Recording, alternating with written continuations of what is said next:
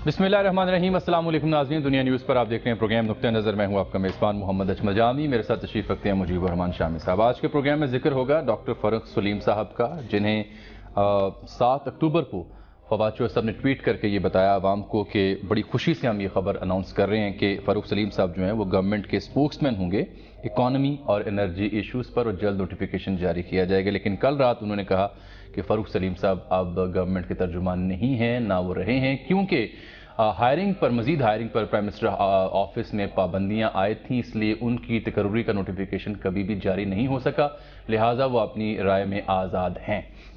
ये बड़ा अहम इशू है। बड़े नामवर कालम निगार हैं। जी जी जी जी। और इकोनॉमिक जो अफेयर्स हैं उन पर बड़ी गहरी नजर है। जी जी, उनके हिसाब था फैक्ट एंड फिगर, उसकी बड़ी चर्चा रही है। एक उनकी शख्सियत है, बड़े काबिल एहतराम शख्स हैं। जी हाँ। और लेकिन जब वो तर्जमान मुकर्रर हुए थे तो फिर बड़ी तवक्को से देखा गया था उनको। वो हम बयान करते हैं बाकी सिलसिला जी। टेलीविजन प्रोग्रामों में आते भी रहे वो इस हैसियत में। जी जी, रेडियो पाकिस्तान, APP और दीगर वेबसाइट्स पर भी उनको तर्जुमान ही कहा गया, लेकिन रखा गया। मालूम हुआ कि वो गड़बड़ कुछ हो गई। उसका कुछ बैकग्राउंड पे भी हम जाएंगे शामी साहब, जो भी है। आगे फिर एक और बड़ा अहम मामला था मोहम्मद डैम का ठेका कॉन्ट्रैक्ट, और फिर डेस्कन कंपनी, अब्दुल रज़ाक दाऊद साहब जो खुद एक मुशीर हैं इसी हुकूमत में, उस मामले पर पाकिस्तान पीपल पार्टी और पाकिस्तान मुस्लिम लीग नून का मौक़िफ़ भी सामने आया है, और फवाद चौधरी साहब की वजाहतें भी सामने आई हैं, अब्दुल रज़ाक दाऊद साहब का बयान भी सामने आया। ये मामला कहाँ तक पहुँचा है और इसमें अपोजिशन इख्तियार कर रही है, इस पर भी आज बात करेंगे। MQM शामी साहब एक बार फिर से मुश्किल में दिखाई देती है, क्योंकि जो खिदमत खल्क फाउंडेशन की जो फ़ंड कलेक्शन का मामला था यहाँ पर फलाही कामों के लिए, उस पर बड़ा अहम पेशरफ्त हुई है। 3.5 अरब रुपए मालियत की 29 जायदादें मुंजमद की गई हैं, और ये FIA और दीगर इदारे इस मामले में तहकीकात कर रहे हैं। बाबर गौरी, सुहेल मंसूर और दीगर रहनुमाओं के नाम इसमें सामने आ रहे हैं। ये मामला था क्या, कैसे पैसे इकट्ठे किए जाते थे, कहाँ खर्च किए जाते थे, इसकी तफसील जानेंगे हम असलम खान साहब से, जो ब्यूरो चीफ हैं दुनिया न्यूज़ कराची के। और फिर हम शामी साहब प्रोग्राम में आज बात करेंगे जनाब जस्टिस आसिफ सईद खोसा साहब की, जिनको कल सदर मुमलिकत ने उनकी नामजदगी की समरी पर दस्तखत कर दिए। वो नए चीफ जस्टिस होंगे। 18 जनवरी को अपने ओहदे का हलफ उठाएंगे। 17 जनवरी को मौजूदा चीफ जस्टिस रिटायर्ड होंगे, उनकी ओहदे की मुद्दत ख़त्म होने जा रही है। और फिर मैंने आज जिक्र करना है शाम साहब, जो DPO जेहलम का एक बड़ा ही काबिल तारीफ़ एक सर्कुलर सामने नज़र से गुजरा है। उन्होंने उस्ताद की इज़्ज़त और एहतराम को यकीनी बनाने के लिए तमाम जो ज़िला भर की पुलिस है, उनके अफसरान, उनके नाम एक सर्कुलर जारी किया। बड़ा ही काबिल सताइश, मेरा दिल खुश हो गया। उस भी बात करेंगे आज ही के प्रोग्राम में। वापस आते हैं सबसे पहले सर, ज़रा ये मोहम्मद डैम का ठेका, डेस्कन और अब्दुल रज़ाक दाऊद साहब का मामला। नहीं देखिए, वो तो मेरे नज़दीक तो इसमें अवाम नहीं। आपने तो कल भी इस पर एक लाइन, मैंने कल भी अर्ज़ किया था, क्योंकि ये जो ठेका है ये PTI की गवर्नमेंट कायम होने से पहले इसकी बिडिंग हुई और तकरीबन फाइनलाइज हो गया था। और जो रज़ाक दाऊद साहब ने बयान जारी किया है उसमें उन्होंने बताया है कि मैं अलग हो चुका हूं उस कंपनी से और मेरे बेटे अब उसको चलाते हैं। लेकिन जब मुझे इमरान खान साहब ने ये ऑफ़र की थी एडवाइज़रशिप, तो मैंने उनको बता दिया था कि हमारी जो डेस्कॉन कंपनी है वो इस बिडिंग में हिस्सा वो बिडिंग में हिस्सा उसने लिया है, और उसका कॉन्ट्रैक्ट जो है वो तकमील के यानी मराहिल में है। और खान साहब ने कहा था कि इसमें मैं कोई कबात नहीं देखता और इसमें कोई कॉन्फ्लिक्ट ऑफ इंटरेस्ट जो है नहीं है। तो उन्होंने ये बात उनको बता दी थी, और इसके बावजूद उन्होंने उनको कहा कि आप अपनी ये जिम्मेदारी संभालें। ठीक, तो इसलिए और जो डेस्कॉन की शोहरत है, एक बड़ी बैनुल अक़वामी शोहरत की हमारी कंपनी है, और ख़ुद रज़ाक दाऊद साहब जो हैं वो एक दाऊद फैमिली जो है पाकिस्तान की बड़ी ही मायानाज फैमिली है, बिज़नेस फैमिली। उनके कज़न्स जो हैं और उनकी पूरी फैमिली जो है उन्हें बड़ा कंट्रीब्यूट किया है।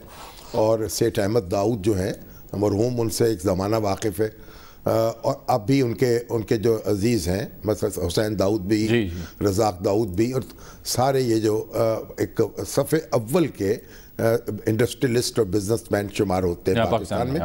तो मुझे कम से कम उसमें कोई कॉन्फ्लिक्ट ऑफ इंटरेस्ट नजर नहीं आया। अच्छा, इस मामले को लेकर के शाम साहब जैसे अपोजिशन ने रिएक्ट किया ना। अच्छा, अब अपोजिशन ने तो धीमा रिएक्ट किया है। اگر یہ پی ٹی آئی کی اپوزیشن میں ہوتی تو اور یہ اس وقت نواز شریف صاحب کے ایڈوائزر ہوتے تو پھر جو صورتحال بڑی طوفانی ہوتی. تو اپوزیشن نے تو بڑا ایک بہت شدت سے ریاکٹ نہیں کیا. اچھا میں آپ کو دو بیانات دکھانا چاہ رہا ہوں اسی معاملے پر. پہلے تو خواجہ سعد رفیق صاحب کا بیان دیکھیں نا وہ کیا کہتے ہیں, پھر میں شاہد خاقان عباسی صاحب کے بیان کی جانب آؤں گا جنہوں نے بظاہر بڑی نپی تلی گفتگو کی. دیکھیں داؤد صاحب کا کام یہ تھا کہ اگر انہوں نے اتنے بڑے کانٹریکٹ میں ان کی فرم نے بڈ کیا ہوا تھا تو وہ وزارتی ذمہ داری قبول نہ کرتے, اور اگر وزارتی ذمہ داری قبول کرنا ضروری تھی تو پھر ڈیسکون وڈرا کرتی اور وہ چینی کمپنی کسی اور کے ساتھ جوائنٹ وینچر بناتی. لیکن اگر آپ وزیر بھی ہوں اور آپ کی اپنی کمپنی جو ہے وہ بلینز کے ٹھیکے بھی لے, پھر آپ کہیں کہ یہ تو کانفلکٹ آف انٹرسٹ نہیں ہے, یہ بات کوئی نہیں مانے گا. اور اس پہ یا تو ڈیسکون کو وڈرا کرنا چاہیے اور یا پھر رزاق داؤد صاحب کو اس کے اندر سے نکل جانا چاہیے. انہیں یہ تو ہے خواجہ سعد رفیق کی پوزیشن اس میں. نہیں, خواجہ سعد رفیق صاحب سے مجھے اتفاق نہیں ہے. وہ کیونکہ پرائم منسٹر کو بتا چکے تھے اور بیڈنگ کا پروسیس جاری تھا, تقریباً فائنلائز ہو چکی تھی ان کی بڈ. اور پھر یہ ہے کہ وہ کوئی واٹر اینڈ پاور کے وزیر بھی نہیں ہے, نہ وپڈا کے چیئرمین ہے. تو اس لحاظ سے جو مجموعی طور پر مجھے اس معاملے میں کوئی قباحت نظر نہیں آتی. میری رائے یہی ہے. اب شاید خاقان عباسی صاحب کو میں آپ کو سنواتا ہوں, وہ بھی آئے تھے آج ایک پریس کانفرنس انہوں نے کی تھی جو ملک کی موجودہ اقتصادی صورتحال ہے اس پر, مہنگائی پر اور دیگر معاملات پر اظہار خیال انہوں نے تفصیل سے کیا, وہ آپ دیکھ چکے ہیں. لیکن اس ایشو پر ان کا کیا خیال تھا دیکھیے. رزاق داؤد صاحب کو میں 20 سال سے جانتا ہوں, ایک آنریبل, ڈیسنٹ اور ایتھیکل آدمی ہے. ڈیسکون کمپنی کے جہاں تک مجھے علم ہے ان کی میجورٹی شیئر ہولڈنگ ہے, اگر نہیں ہے تو وہ وضاحت کر دیں گے. یہ کمپنی کو اب ٹھیکہ دیا جا رہا ہے, یہ قانون کے مطابق ہے. اب صرف مسئلہ یہ ہے کیونکہ وہ اس عرصے میں سیاست میں آ گئے, حکومت کے اہم عہدے پر ہیں, کیا وہ اس کو کانفلکٹ آف انٹرسٹ سمجھتے ہیں یا نہیں سمجھتے, اس کی وضاحت رزاق داؤد صاحب ہی کریں گے. یہ فیصلہ رزاق داؤد صاحب کے پاس ہے کہ وہ حکومت میں رہیں گے یا اس بڈ سے اپنے آپ کو لا تعلق کریں گے. ہے کہ نا, یہ ایک سابقہ وزیر اعظم کا بیان ہے. دیکھیے یہ ایک باعزت شخص کا ایک دوسرے باعزت شخص کے بارے میں یہ بیان ہے. بالکل. اور یہ دیکھیں میری پوزیشن بھی یہی ہے. صحیح. اگر رزاق داؤد صاحب یہ سمجھیں خود کہ ان کو اس سے وڈرا کر جانا چاہیے ان کی کمپنی کو یا ان کے بیٹے کی کمپنی کو, تو وہ یہ فیصلہ کر سکتے ہیں. اگر عمران خان صاحب جو ہیں وہ تو ان کو ایک گرین سگنل دے چکے ہیں, انہوں نے تو اس پہ اعتراض نہیں کیا, لیکن اگر وہ بھی چاہیں تو وہ بھی ریویو کر سکتے ہیں. اور اگر یہ چاہیں تو وہ پھر اپنا منصب بھی چھوڑ سکتے ہیں. ٹھیک ہو, لیکن یہ ان کے اوپر چھوڑ دینا چاہیے. اب میں پیپلز پارٹی کا ورژن بھی تو دکھا دوں نا آپ کو تھوڑا سا, ذرا نفیسہ شاہ صاحبہ بھی اس پر کچھ کہہ رہی ہیں, دیکھیں. ڈیسکون جو ہے اس کے لیے بابر صاحب نے, ہمارے جنرل سیکرٹری صاحب نے یہ ڈیمانڈ کیا ہے کہ اس کے اوپر ایک انکوائری ہونی چاہیے. ایک سٹنگ وزیر جو ہے وہ اس کی کمپنی, اس نے وہ کہتے ہیں انہوں نے ریزائن کیا ہے. پارلیمانی انکوائری ہونی چاہیے. اور پیپلز پارٹی ایک مشاورتی اجلاس بھی میری اطلاعات ہیں کرنے جا رہی ہے جس میں کوئی ریفرنس دائر کرنے کے بارے میں شاید تبادلہ خیال کو فیصلہ کر لے. بڑے شوق سے کرنا چاہیے. پیپلز پارٹی کا جو معیار ہے اس وقت وہ اور ہے, جو اپنے معاملات میں ہے وہ اور ہے. اور یہ واقعاتی غلطی نہیں کرنی چاہیے. یہ بڈنگ جو ہے پہلے ہو چکی تھی اور ان کی بڈ فائنلائز ہو چکی تھی ان کے اقتدار میں آنے سے پہلے. باقی تو پیپلز پارٹی کو حق حاصل ہے اعتراض کرنے کا. یہاں پگڑی اچھلتی ہے, اسے میخانہ کہتے ہیں. تو سیاست کا میخانہ جو ہے اس میں آپ جس کی چاہے پگڑی اچھال دیں. چلے اب میں ڈاکٹر فاروق سلیم صاحب کا ذکر کرنا چاہ رہا ہوں. فاروق سلیم صاحب کی طرف آ جائیں. دیکھیے فاروق سلیم صاحب جو ہیں وہ ایک کالم نگار ہیں, نیوز میں باقاعدگی سے لکھتے ہیں اور اس کے بعد ٹیلی ویژن پروگرام بھی کرتے ہیں. بڑے دانشور ہیں, ڈیپتھ ہے ان کے ہاں, اور ان کی بڑی قدر کی جاتی ہے, قدر و منزلت کی نگاہ سے دیکھا جاتا ہے. ہمارے ساتھ بھی ایک بڑا اچھا تعلق ہے ان کا. تو جب وہ ان کے مقرر ہوئے تھے سفیر فواد چودھری صاحب نے یہ سوری ترجمان اسپوکس پرسن تو فواد چودھری صاحب نے اپنی ٹویٹ کے ذریعے یہ اطلاع دی تھی اور پھر انہوں نے جو کالم لکھتے رہے اس کے نیچے بھی لکھا ہوتا تھا کہ وہ ترجمان ہیں. یہی میں آپ کو بتانے جاؤں گا سر. یہ اور یہ آج اس نے ٹویٹ بھی کیا ہے. دیکھیں سر ہمارے 9 اکتوبر مفتاح اسماعیل صاحب نے توجہ بھی دلائی ہے اس طرف. جی اب یہ دیکھیں یہ ہے 9 اکتوبر 2018 کا ٹویٹ جناب فواد چودھری صاحب کا شام 7:19 پر، جس میں وہ کہتے ہیں کہ جو وزارت اطلاعات ہے وہ بڑی پلیزڈ کیا کریں گے ہم خوشی سے، اور یہ خبر دیتی ہے کہ ڈاکٹر فاروق سلیم صاحب مسرت اعلان کرتی ہے کہ ڈاکٹر فاروق سلیم صاحب جو ہیں وہ گورنمنٹ کے سپوکس پرسن ہوں گے اکانومی اور انرجی ایشوز پر، اور نوٹیفیکیشن جلد جاری کر دیا جائے گا. یہ ٹویٹ تھا. اب اس کے بعد سر ہوا یہ ہے 9 اکتوبر کا معاملہ. 9 اکتوبر سے لے کے 4 نومبر تک ایسی کوئی پیش رفت نہیں ہوئی، ان کا کوئی آفیشیل ڈیزگنیشن یا کہیں بھی کوئی چیز ہمیں دیکھنے سننے میں نہیں ملی. البتہ 4 نومبر سے لے کر اور 30 دسمبر تک کا جو وقت بنتا ہے، اس بیچ میں ڈاکٹر فاروق سلیم صاحب نے جو دا نیوز میں آرٹیکلز لکھے وہ بنتے ہیں 10 سے 12. ان آرٹیکلز کے نیچے یہ لکھا ہوتا تھا کہ the writer is a spokesman of government of Pakistan on energy and اس کا مطلب یہ ہوا مجھے لگتا ہے، اور ریڈیو پاکستان اور APP اور ان تمام جگہوں پہ بھی ان کا نام یہ چھپتا رہا. اب اس میں کوئی یہ اتنا بڑا قومی ایشو نہیں ہے. وہ لگتا یوں ہے کہ ابھی اعزازی تھے، ان کی تنخواہ وغیرہ یا مراحت کوئی شروع نہیں ہوئی تھی، یعنی ان کا تقرر تو کر دیا گیا، اس کا اعلان کر دیا گیا. اگر ان کی تنخواہ شروع ہو جاتی، کو مراحت شروع ہو جاتی تو پھر معاملہ اور ہوتا. لیکن وہ میٹنگز میں جاتے رہے ہیں، وہ منسٹریز میں جاتے رہے ہیں، مختلف اہم اجلاسوں میں. یہ تصدیق سے بات میں کر رہا ہوں آپ کے ساتھ. اور کل جب مشرف زیدی صاحب نے ڈیبیٹ چھڑی ٹویٹر پر، تو اس کے جواب میں جو فواد چودھری صاحب نے بیانیہ اختیار کیا وہ دیکھیے، اور ٹی وی چینلز پہ بھی ان کے نام کے ساتھ یہی درج ہوتا تھا جو میں بیان کر رہا ہوں. آپ دیکھیں ان ٹویٹ دیکھ لیں ان کا کل جو کلیریفیکیشن میں جس کی جانب آپ اشارہ کر رہے ہیں، وہ کہتے ہیں جی کلیریفیکیشن از نیڈڈ. فواد چودھری صاحب کہتے ہیں کہ سلیم فاروق صاحب جو ہیں وہ اسپوکس مین نہیں ہے گورنمنٹ کے اس ایشو پر. ہم نے انہیں اپوائنٹ ضرور کرنا تھا لیکن پرائم منسٹر آفس نے بین کر دیا تھا مزید ہائرنگز پہ اس لیے اور اپوائنٹمنٹس پہ، اس لیے ان کی جو لیٹر ہے وہ کبھی بھی جاری نہیں ہو سکا، لہٰذا وہ فری ہیں ٹو ہیو اینی اوپینین. ہاں ٹھیک ہے، مطلب انہوں نے کوئی ایسی رائے ظاہر کی اکانومی کے بارے میں، حکومت کی پرفارمنس کے بارے میں جو ایک مثبت نہیں تھی. سنا دوں؟ سنا دیں. دیکھیں یہ ہمارے دوست ہیں ہم نیوز پہ عادل شاہ زیب، ان کے پروگرام میں گفتگو کی دیکھیں. شاید ہم ای گورننس سے لے کے 100 ڈیز گڈ نیوز اس جیسے تحریر انہوں نے لکھی اس بیچ میں، لیکن پھر اپنا آخری کالم 30 دسمبر کو جو لکھا اس کا عنوان رکھا بلیڈنگ اکانومی، اور اسی کا اظہار وہ اس پروگرام میں بھی کر رہے ہیں، جس کے بعد یہ ٹویٹ. ظاہر ہے کہ جب یہ اظہار خیال فرمائیں گے تو پھر وہ ترجمانی تو گئی نا، وہ ضبط کر لی انہوں نے، تو یہ ترجمانی ضبط ہو گئی. ان کی باقی سرکار 86 سے 87 دن لگے اس بات کو ریئلائز کرنے میں کہ یہ صاحب نہیں ہے. بات چلیے اب آگے ختم ہوئی بات. یہ تو حکومت کا کام ہے نا کہ وہ اپنا کسی کو ترجمان مقرر کرتی ہے یا اس کی کب اس کی خطۂ تقرر واپس لے لیتی ہے. ہمارے فاروق سلیم صاحب سے یہ اس عاشقی میں عزت سعادت بھی گئی. اب ہم ان کو ویلکم کرتے ہیں، واپس آ جائیں ہمارے کوچے میں اور بس ہمارا کوچہ جو ہے اسے آباد رکھیں. ایک فرمائش آئی ہے کہ جی فواد چودھری صاحب نے ڈاکٹر معیز صاحب کے ساتھ ایک پروگرام میں 11 دسمبر کو اس نوٹیفیکیشن کی ایک وضاحت کی تھی، وہ بھی تو چلائیں نا، اب ناانصافی کر رہے ہیں. چلیے وہ بھی دیکھ لیں.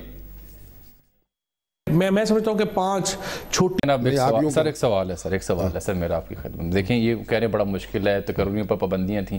7 دسمبر کو YBM صاحب بھی تو آئے ہیں. نہیں وہ بھی YBM صاحب تو ان کا تو پھر لیکن اور معاملہ ہے.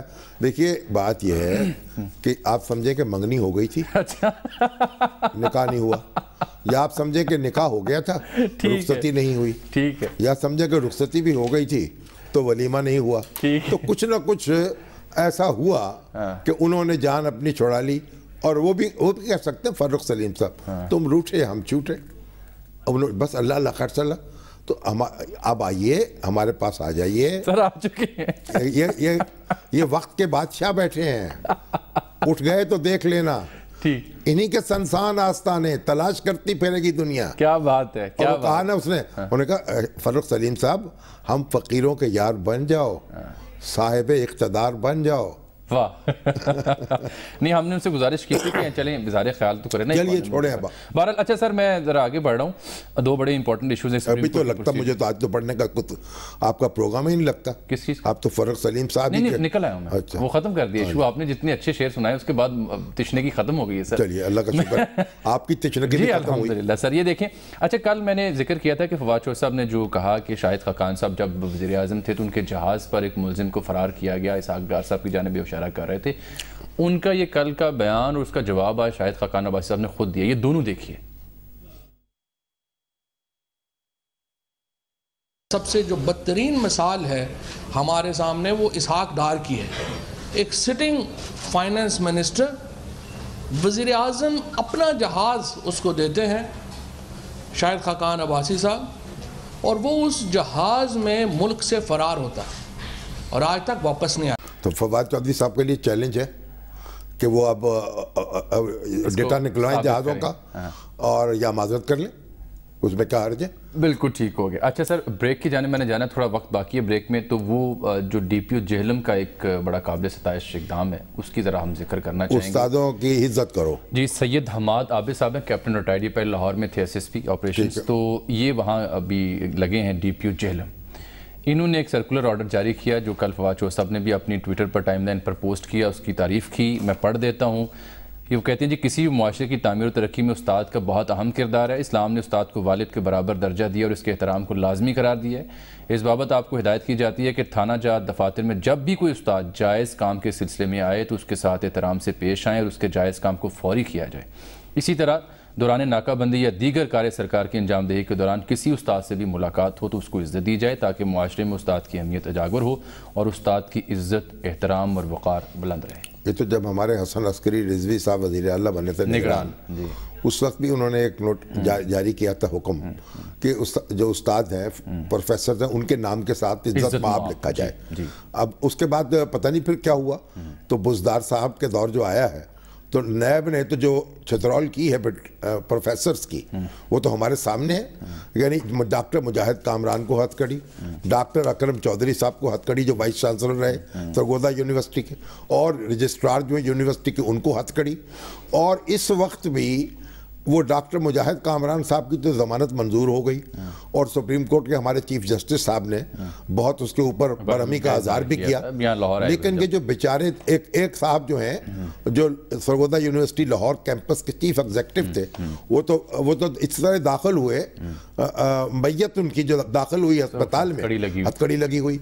और अभी ये डॉक्टर अकरम चौधरी एक और है जो इस कैंपस के इंचार्ज थे, एक तो सरगोदा यूनिवर्सिटी के वाइस चांसलर, वो भी उनको भी दिल की तकलीफ हुई तो PIC में वो लेटे हुए हैं, हथकड़ी लगी हुई है दिल के मरीज को। तो ये इज्जत अफजाई जो है नैब ने, जेल के हुक्काम ने और हमारे हुक्काम और इस सब की है, और अभी तक उन बेचारों की जमानतें भी मंजूर नहीं हुई। और ये तो उस्ताद की इज्जत जो है ये हम कर रहे हैं अमली तौर पर। अब जेहलम वाले जो हैं बेचारे सैयद हमाद आबिद साहब अगर कोई और भी इनकी बात सुन ले, चेयरमैन नैब जो है वो भी इनकी बात सुन ले, हमारी अदालतों के फादिल जज साहबान भी जो निपटा दें असातिज़ा के केसेस प्रायोरिटी के ऊपर, और उन बेचारों को घर जाने दें कि भाई अपना जो मुकदमे को चलाने हैं वो शौक से चलाएं, कानून के मुताबिक कार्रवाई तो होनी चाहिए। बिल्कुल। लेकिन इन लोगों को आप सर्दी में ख्वार करके और दिल का मरीज बना के इनकी रूहें कब्ज करके किसको खुश कर रहे हैं? सही है। चलें, DPO जेलम के लिए तो दाद है ना जी आज के लिए। नहीं, उनको दाद है, उनको शाबाश मिलनी चाहिए माशाल्लाह। बिल्कुल ठीक है। ये तो लगता है फौज से आए हैं, कैप्टन रिटायर्ड है। चलिए, वैसे तो मेरा तो ये ख्याल है कि पुलिस में मैंने तो अपने एक फौजी अफसर से मैं कह रहा था कि ये फौज में बड़ी जल्दी रिटायरमेंट हो जाती है। जी। तो जो जवान उम्री में 50 साल की उम्र में रिटायर हो जाते हैं सरकारी अफसर, उनको इंडक्ट कर देना चाहिए। जो फौजी अफसर जो है उनको सिविल उसके अंदर, बजाय इसके कि वो 10 साल 15 साल जो है वो एक इधर उधर जिंदगी गुजारे, उनकी सर्विसेज से फायदा उठाने। बिल्कुल ठीक। फौज कोई डिसिप्लिन तो लेके आती है ना। हाँ, ये इसमें कोई शक नहीं है। लेकिन जी एक ब्रेक लेते हैं, वापस आते हैं तो सुप्रीम कोर्ट में ज़ेर समाअत अहम मुकदमात और फिर जो MQM की खिदमत खल्क फाउंडेशन है इसका मामला प्रोग्राम में हम डिस्कस करेंगे। एक ब्रेक के बाद हमारे साथ रहें।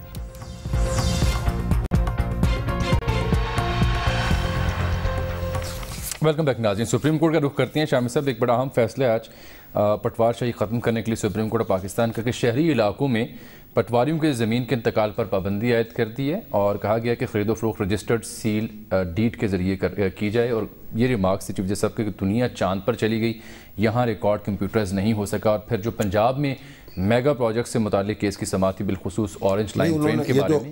پنجاب حکومت کا بہت بڑا کام تو ہو چکا ہے، کمپیوٹرائز ہو چکا ہے، لیکن پٹواری ختم نہیں ہو پا رہا. ہر جگہ رجسٹری الگ ہوتی ہے، انتقال الگ مانگا جاتا ہے. اور یہ چیف جسٹس صاحب نے حکم دیا ہے، آپ دیکھیں اس طریقے سے کیسے اس پہ عمل ہوتا ہے اور یا اس کے اندر کی الجھنیں پیدا ہوتی ہیں. تو فیصل کمال پاشا صاحب تشریف رکھتے ہیں. آج 2-3 اہم کیسز سے زیر سماعت، وہاں پر ان کا احوال جان لیتے ہیں. پاشا صاحب السلام علیکم. یہ بتائیں، یہ جو اورنج لائن ٹرین کے حوالے سے آبزرویشن دی گئی ہے کہ نیب اس میں مداخلت نہ کرے، یہ کیا معاملہ تھا؟ ذرا بیان کیجئے گا اس بارے میں. اورنج لائن ٹرین کے بارے میں معزز عدالت کیا فرماتی ہے؟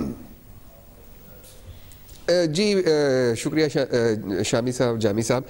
بنیادی طور پر یہ جو اورنج لائن ٹرین جو منصوبہ ہے اس پر کام کرنے والے جو ٹھیکیدار ہیں ان کی درخواستیں تھیں. ایک ٹھیکیدار کو شاید حامد صاحب ریپریزنٹ کر رہے تھے اور دوسرے کو نعیم بخاری صاحب کر رہے تھے.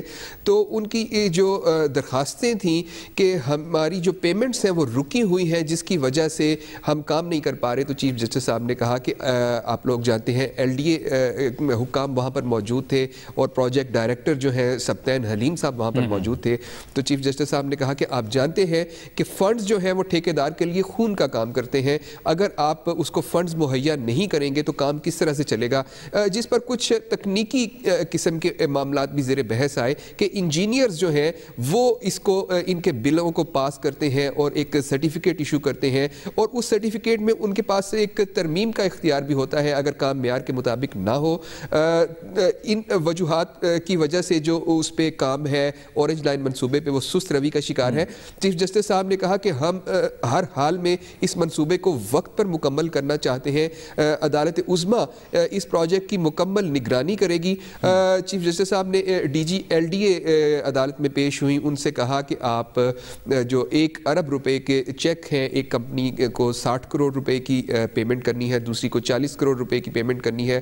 تو چیف جسٹس صاحب نے کہا کہ آپ یہ چیکس لے کر آئیں اگلی اس سماعت پر اور جو ٹھیکیدار ہیں ان سے کہا کہ آپ بینک گارنٹی بھی دیں گے اور آپ کا کام اگر معیار کے مطابق نہ ہوا تو آپ پر جرمانہ عائد کیا جائے گا. اس حوالے سے بھی آپ ایک بیان حلفی دیں گے. ضمن یہ بات بھی آئی کہ نیب جو ہے نیب جو ہے وہ ہراساں کر رہا ہے کچھ ٹھیکیداروں کو. تو اس پر پھر چیف جسٹس صاحب نے یہ ریمارکس دیے کہ ہم نیب سے کہہ دیں گے کہ اس معاملے میں مداخلت نہ کرے.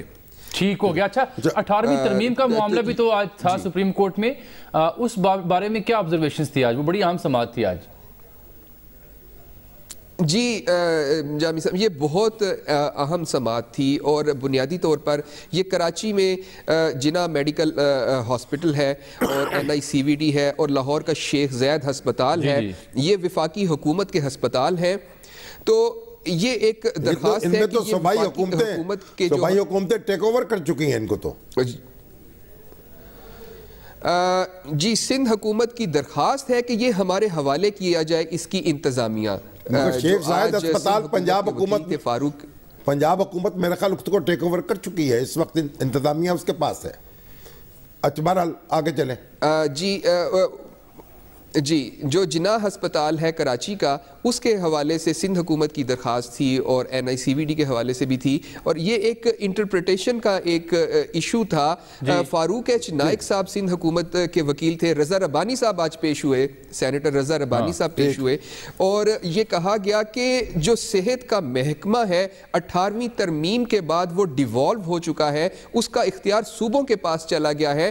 تو اس لیے یہ جو ہسپتال وفاقی حکومت چلا رہی ہے، اب ان کا انتظام جو ہے صوبائی حکومت کے حوالے کیا جائے.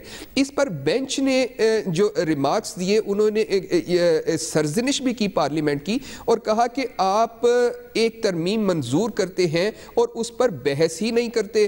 دنیا بھر میں جب کوئی ترمیم پیش کی جاتی ہے پارلیمنٹ کے اندر تو اس کو 1 سال پہلے اس کا اشتہار دیا جاتا ہے، تمام سٹیک ہولڈرز کی رائے لی جاتی ہے اور اس کے بعد اس ترمیم کو منظور کیا جاتا ہے. سینیٹر رضا ربانی صاحب نے اس بات کو کنسیڈ کیا اور کہا کہ یہ 18ویں ترمیم جو ہے اس پر مناسب طریقے سے دونوں ایوانوں میں بحث نہیں ہوئی. جہاں تک اس بات کا تعلق تھا کہ ہسپتالوں کا انتظام جو ہے وہ صوبائی حکومت کے حوالے کس طرح سے کیا جائے, تو بینچ نے یہ آبزرو کیا کہ 18ویں ترمیم میں یہ تو کہہ دیا گیا کہ صحت کا محکمہ جو ہے وہ ڈیوالو ہو چکا ہے, لیکن کوئی لیگل انسٹرومنٹ نہیں ہے, کوئی قانون سازی نہیں ہے جس کے ذریعے سے جو وفاق کے اثاثے ہیں وہ صوبوں کو منتقل کیے جائیں. بہت بہت شکریہ فیصل چیف جسٹس صاحب نے یہ بھی جی پورا کر لیں جملہ.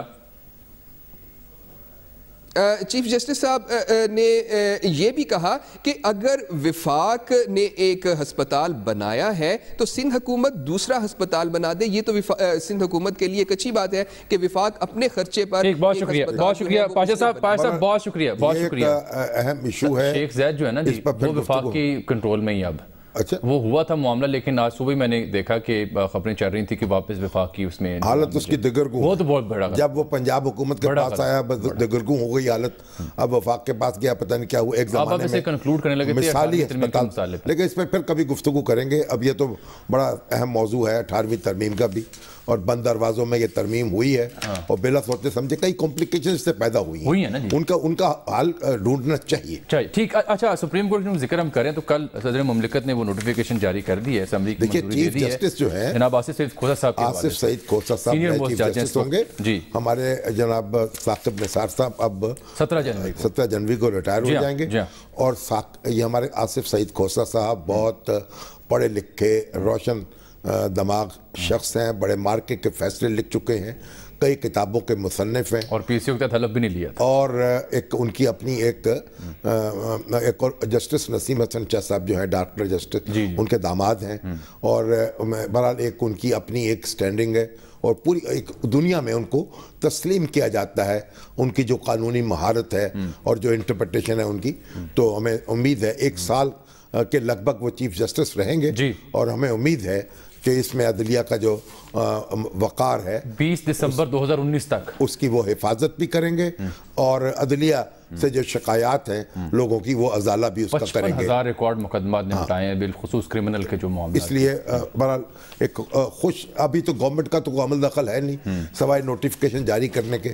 اب تو سپریم کورٹ جو سینئر ترین جج ہے وہ چیف جسٹس مقرر ہو جاتا ہے بالکل, اور حکومت اس میں کوئی دخل نہیں دے سکتی, بس نوٹیفائی کر دیتی ہے.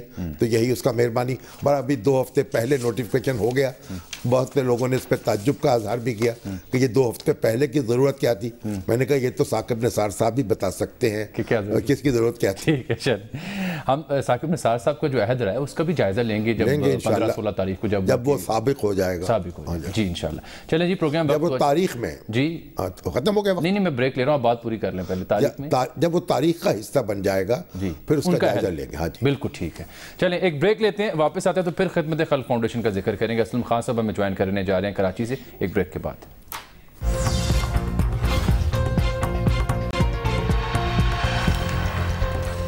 شام صاحب آگے بڑھنے سے پہلے آپ کچھ کہنا چاہ رہے تھے. اچھا, میرے بہنوئی شیخ محمد اختر صاحب جی ساہیوال میں مقیم تھے, وہ آج انتقال کر گئے ابھی تھوڑی دیر پہلے. وہ شیخ سردار محمد مرحوم بڑے سینئر ایڈوکیٹ تھے ساہیوال کے, ان کے فرزند ہیں, اور پنجاب کے جو پہلے مسلمان ڈپٹی کمشنر تھے شیخ خورشید صاحب ان کے بھتیجے ہیں.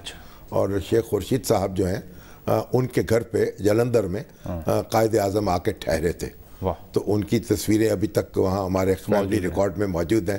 اور ان کا گاؤں جو ہے ان کا خورشید آباد ہے بورے والے کے قریب, اور ان کے 2 بیٹے جو ایک کاشتکار ہیں شیخ جنید اختر, اور دوسرے جو ہیں ایٹامک انرجی میں ہیں ڈاکٹر اویس اختر.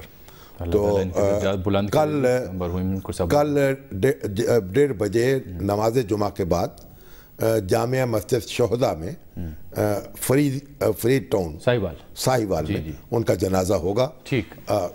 درخواست ہے ان کی یعنی مغفرت کی دعا فرمائیں, اللہ تعالیٰ ان کو جنت نصیب فرمائے. آمین.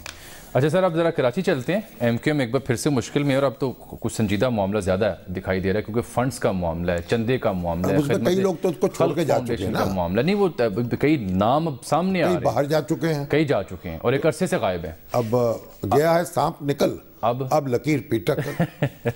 یہ خدمت خلق فاؤنڈیشن جو تھی یہ پیسے کیسے اور کہاں سے اکٹھے کرتی تھی اور اس پیسے کا مصرف کیا ہوتا تھا، اور جائیدادیں کیوں خریدی اس نے؟ جائیدادیں کیوں خدمت خلق کا یہ کون سا پہلو ہے؟ اور پھر یہ کہ کیا یہ جائیدادیں ساری اس بھتے کی رقم سے بنی تھیں اور یہ لندن بھی جایا کرتی تھی پیسے؟ بھتہ کہہ لیجئے یا چندہ کہہ لیجئے، اب یہ طے کرنا ہے. کئی لوگ چندے بھی تو دیتے تھے، لیکن ادارے جو ہیں وہ یہ کھالیں ملتی تھیں قربانی کی، دوسرے صدقے خیرات وہ بھی لے لیتے. سر منتھلیاں بھی تو لگی ہوئی تھی نا، حتیٰ کہ جو ایک عام ریڈی والا ہے وہ بھی پے کرتا تھا. اسلم خان صاحب نے اس معاملے پہ خاصی تحقیق کر رکھی ہے، کراچی میں ہمارے بیورو چیف ہیں، ان سے بات کریں. اسلم صاحب السلام علیکم.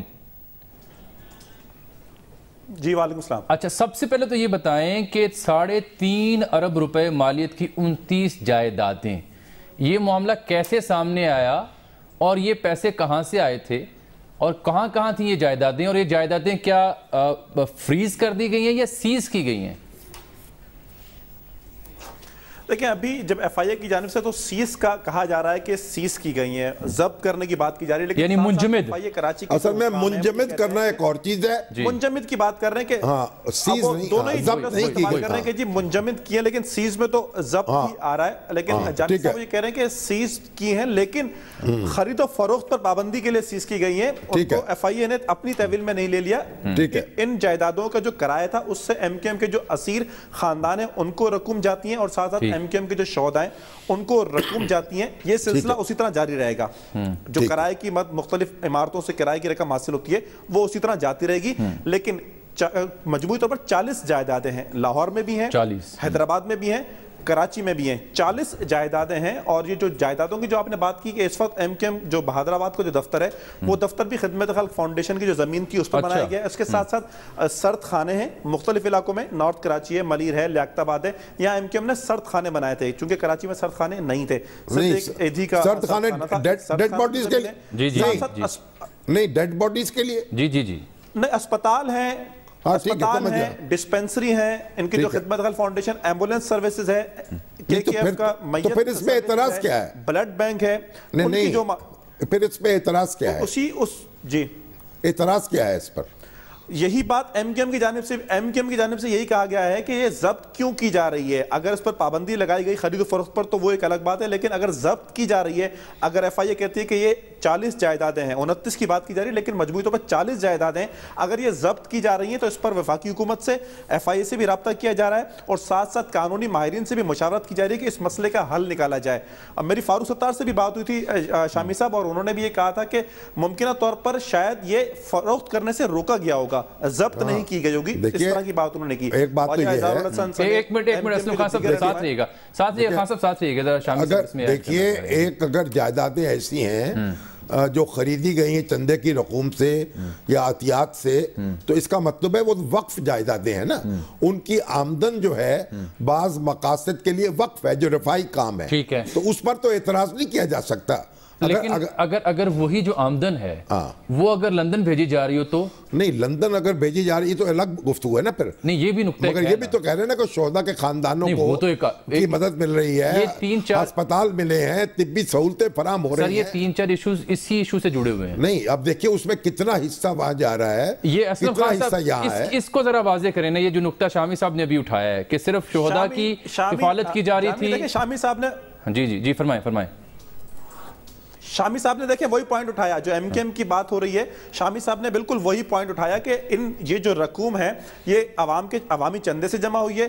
کھالوں کی رقوم جس طرح آپ کو پتا کہ کروڑوں روپے کھالوں کی بند میں ایم کے ایم کو ملتا تھا، یہ ان کھالوں کی رقوم سے وہ کھالیں کس طرح جمع ہوتی تھی وہ ایک الگ بحث ہے. چندے کی جو بات کی وہ کہتے ہیں ذمہ داران نے بھی دیے، رہنماؤں نے بھی دیے، درست ہے. اصل بات اعتراض کیا ہے اس پر؟ خریدی گئی جائیدادیں، اعتراض کیا ہے؟ یہی بات کی جا رہی ہے. لیکن ایف آئی اے کی جانب سے کہا جا رہا ہے شامی صاحب شامی صاحب ایف آئی اے کہتی ہے کہ یہ منی لانڈرنگ کی رقم سے خریدے گئے بھتے جو کراچی میں بھتے کی رقم سے زمینیں خریدے گئی تھی. یہ تو چار جنوں کو بیان کر لینا. یہ تو ایک بڑی ایک غیر ذمہ دارانہ بات ہے نا. ایف آئی اے اس کے شواہد لے کے آئے, اگر انہوں نے چندے اکٹھے کیے ہیں, وقف جائیدادیں خریدی ہیں, ان سے مقاصد رفاہی پورے ہو رہے ہیں, تو پھر تو کہ اچھی بات ہے, اس کو اپریشیٹ کیا جانا چاہیے. وہ تو ہو گیا. اور اگر وہی پیسہ لندن جا رہا ہے تو نہیں, وہ تو ابھی تک یہ بات نہیں یہ آ رہی ہے نا. ہو سکتا ہے اس کے اندر یہ ایف آئی یہ بھی کہہ رہی ہے کہ پیسہ لندن جا رہا تھا. آ رہی ہے, آ رہی ہے. جی جی چلیے بتائیں جب تفصیل. شامی صاحب یہ بات آ رہی ہے. شامی صاحب یہی بات تو آ رہی ہے کہ یہی بات شامی صاحب ایف آئی اے حکام کہتے ہیں کہ جو بھتے کی رقم تھی ان رقم سے یہ جائیدادیں بھی خریدی گئی, اور ان کا پیسہ بابر غوری کے ذریعے, اس کے ساتھ ساتھ سینیٹر تھے احمد علی صاحب, اور ان کے ساتھ ساتھ خواجہ سہیل منصور جو الیکشن بھی ابھی لڑے تھے اور ہار گئے تھے, ان کے ذریعے باہر جاتا تھا. یہ ایف آئی اے کی جانب سے اس طرح کی بات کی جا رہی ہے. یہ البتہ خان صاحب یہ بابر غوری صاحب کہاں ہیں بھائی؟ وہ باہر ہیں, بیرون ملک ہے, پاکستان میں نہیں ہے. یہ اس وقت امریکہ میں بیرون ملک یہ واپس نہیں آئے. خواجہ سہیل منصور صاحب کراچی میں ہی ہیں, انہوں نے الیکشن بھی لڑا تھا.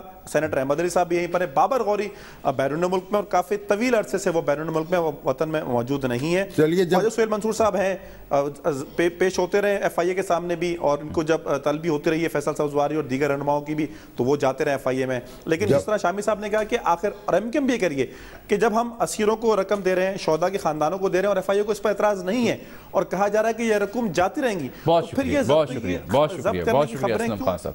ٹھیک ٹھیک ٹھیک. آڈٹ اس کا ہونا چاہیے. اور یہ جو کہا گیا نا, یہ اصل میں فریز کی ہے, منجمد کی ہیں, اور ترجمے کی غلطی سے وہ ضبط کہہ رہے ہیں. تو ضبط تو ایسے نہیں ہو سکتی نا, اس میں تو عدالتی کارروائی ضرورت ہوگی. منجمد لکھا ہے, اور پھر اس کے اندر وہ عدالت میں بھی جا سکتے ہیں, اس میں رجوع کر سکتے ہیں. میرے خیال ان کو اس کا قانونی حق حاصل ہے. ٹھیک ہو گیا. اچھا سر, کل جب اصغر خان کیس پہ بات کی تھی, جو آپ نے کنکلوڈ کیا تھا, تب تک وہ 3 صفحات کا عبوری حکم نامہ نہیں آیا تھا, تو وہ آج 3 صفحات کا عبوری حکم نامہ آ گیا, وہ آپ کے سامنے ہی ہے. کہا گیا ہے کہ جو اصغر خان صاحب کے ورثہ ہیں, ان کو نوٹس کر دیا گیا ہے. اب یہ ورثہ کوئی ان کی جائیداد کا معاملہ تو تھا نہیں, ان کو نوٹس کیا گیا. علی اصغر خان صاحب جو ہیں, ان کے بیٹے ہیں صاحبزادے. عمر اصغر تو اللہ کو پیارے ہو چکے. اب علی اصغر جو ہیں تحریک انصاف میں شامل ہیں, تو گویا اس طریقے سے جو ورثہ میں تو عمران خان صاحب بھی ہیں, کیونکہ وہ تحریک انصاف کے سربراہ ہیں. اور دیکھیں بات سنیں, اور ایئر مارشل اصغر خان تحریک انصاف میں شامل ہو چکے تھے. تو اب ان کے جو سیاسی ورثہ ہیں, ان کو بھی بتانا چاہیے کہ بھئی وہ کیا چاہتے ہیں عدالت کو. یہ دیکھیں نا, آج ہمیں اسلام آباد سے خبر ملی کہ وزیر اعظم صاحب جو ہیں ترکی پہنچ گئے, ویسے وہ ایف آئی اے کے موقف پر اس معاملے میں کوئی اظہار عدم اطمینان انہوں نے کیا ہے. اور فواد چودھری صاحب کے حوالے سے خبر ہے کہ وہ کہتے ہیں جی ترکی کے دورے جب واپس آئیں گے تو اس ایشو پر ان کو تفصیلی بریفنگ دی جائے گی, جس کے بعد کچھ فیصلہ کیا جائے گا. البتہ 3 صفحات کے فیصلے کا جو خلاصہ ہے وہ یہ ہے کہ جی معاملہ اس نہج پر پہنچ چکا ہے کہ اسے بند کر دیا جائے, کیونکہ اہم گواہان کے بیانات میں تضادات ہیں. نہیں, وہ تو رپورٹ کی بنیاد پہ بات کی نا, رپورٹ جو ایف آئی اے کی رپورٹ ہے نا, بالکل. تو ان کے ورثہ کو نوٹس جاری کیا ہے, تو علی اصغر خان صاحب کو نوٹس جاری ہوگا, ان کی جو محترمہ بیگم صاحبہ ہیں امینہ اصغر خان, ان کو نوٹس جاری ہوگا. اور میرا خیال ان کے جو سیاسی وارث ہیں اپنا عمران خان صاحب, ان کو بھی جاری ہونا چاہیے, تاکہ وہ یہ اپنا کلیجہ ٹھنڈا کر لیں. اور جو اس وقت بڑے بڑے اعلانات کرتے تھے, اب اس کے مطابق اپنا کوئی تفتیش کر کے دکھائیں. ٹھیک ہو گیا. اچھا, جاتے جاتے سر میں آپ کو کیرالہ بھارتی ریاست لے چلوں گا. سبری مالا مندر ہے ایک وہاں پر, بڑا مشہور تاریخی. وہاں کو رات کے پچھلے پہر 2 خواتین داخل ہو گئی جن کی عمر 50 سال سے کم تھی. اس کے بعد اس مندر کو بند کیا گیا, اس کو دھویا گیا, پاک کیا گیا کہ یہ خواتین کیسے آ گئیں. صدیوں پرانی روایت ٹوٹ گئی ہے. اس کے اوپر جناب عجیب و غریب وہاں پہ ایک طوفان برپا ہوا ہے. نہیں, وہ جو ان کا جو عقیدہ ہے, جن ہندوؤں کا وہ مندر ہے, ان کا عقیدہ یہ ہوگا کہ اس میں 50 سال سے کم عمر کی خواتین کو داخلہ نہیں ہونا چاہیے. اس پہ آپ کو کیا اعتراض ہے؟ کمال ہے سر. ایک طرف سیکولر روشن خیال ریاست ہے, اور دوسری جانب 2 خواتین اگر عقیدت کے مارے داخل ہو گئی ہیں تو اس پہ اعتراض کیا جائے. بالکل غلط خیال ہے.